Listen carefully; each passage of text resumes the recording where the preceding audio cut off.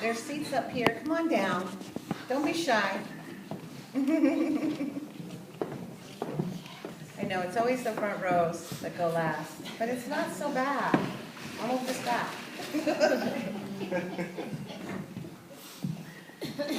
Well, good morning again. Good morning. Happy Advent. You know, it's funny this year with Advent and the way things are going in the church. We're not going to have a lot of Sundays focusing on Advent. Last Sunday we celebrated Thanksgiving. And for those of you who didn't know, that was the first Sunday of Advent that represents hope. And today it's the second Sunday representing peace. And we're going to be wrapping up a Sacred Abundance series that took about a year to do. It's supposed to be 7 weeks. And then next week, the third Sunday of Advent, which represents joy, we're going to certainly have a joyful occasion because we're going to focus this whole Sunday on a wonderful course called The Quest. And the beautiful group of people who studied that course for a whole year will be just delighting us with an incredible service in celebration of The Quest. So finally, on December 18th, we will focus on Advent a little bit, even though that's our Christmas service. So, and that Sunday represents love. But being the Episcopalian that I am, we have to make mention of Advent. And one of the things that, well, look at it, I just declared I'm an Episcopalian.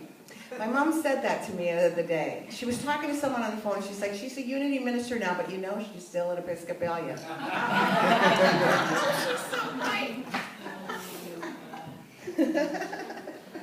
That was what quite, see, anyway. So, Advent. Advent is the preparation of the coming of the Christ. Now, traditionally, if I was still an Episcopalian, we'd be waiting for Jesus to ride in on horses, right, from heaven.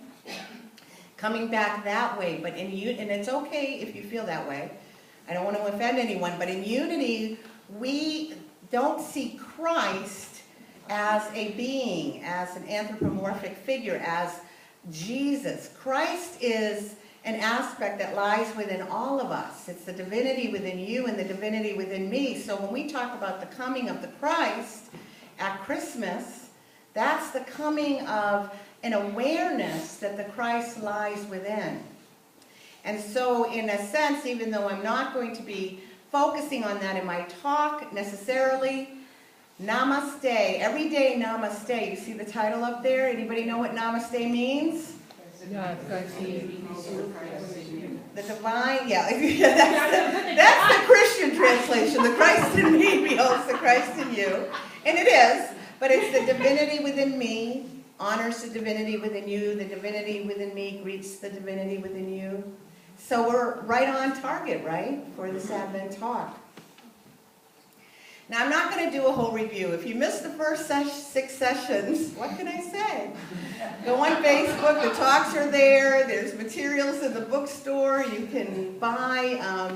This is based on Reverend Robin Ryder's program.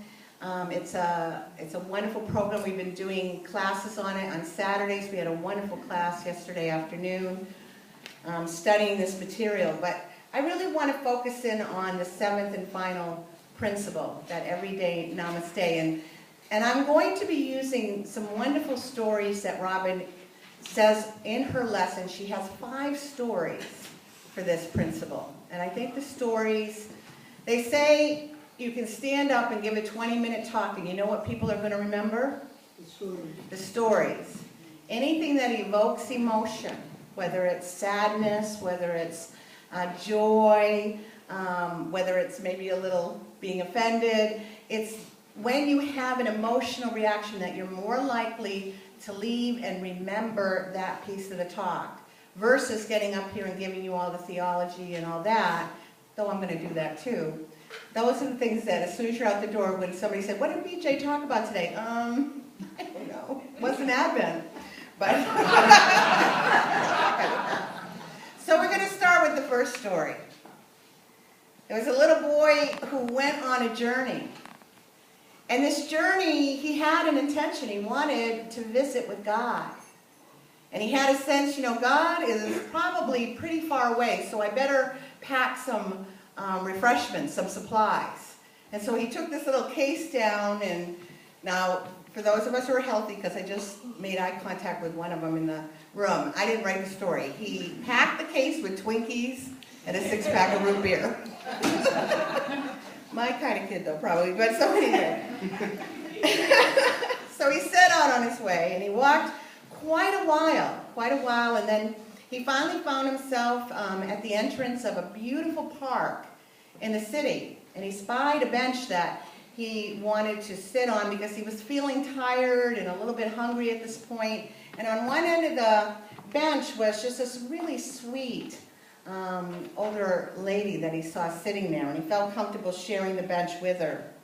And when he sat down, she didn't say anything, but she smiled at him. And it was the most beautiful smile he could ever remember seeing. So anyway, he opened up his case and pulled himself out a Twinkie and a root beer and proceeded to eat a snack.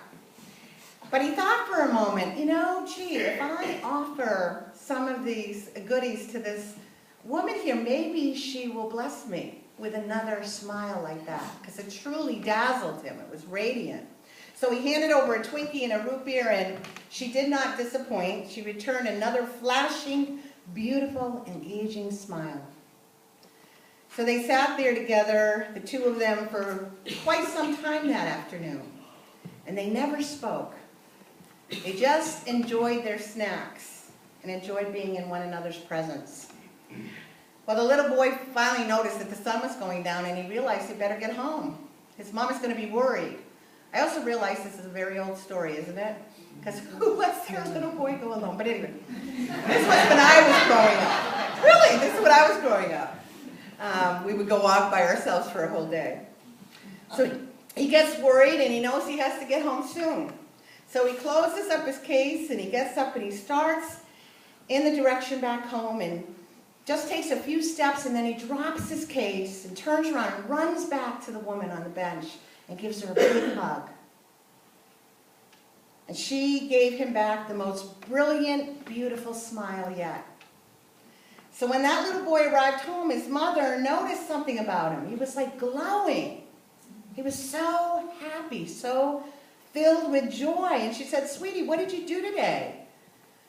What were you so busy at that makes you so joyful?" And he said, "Oh, Mom, I had Twinkies in the park with God today." And she has the most beautiful smile I've ever seen. And about that same time, the old woman was arriving home too, and the minute she opened the door, her son could see it. Something was different. He said, "Mom, what did you do today? You seem so light. You seem so joyous. What were you up to?" And she smiled that beautiful smile and said, "Actually, I had Twinkies in the park today. And God's a lot younger than I thought he would be."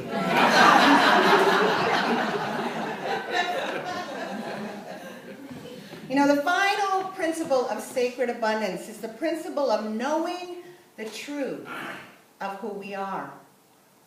That each and every one of us is the very essence of God, individualized in expression. So I want to repeat that. Each and every one of us is the very essence of God in individualized expression.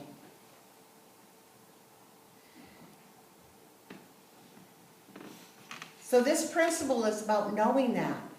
But not only knowing it, knowing that I'm the holy of the holiest and you're the holy of the holiest, but to act accordingly in how we show up each and every day. Every day, namaste.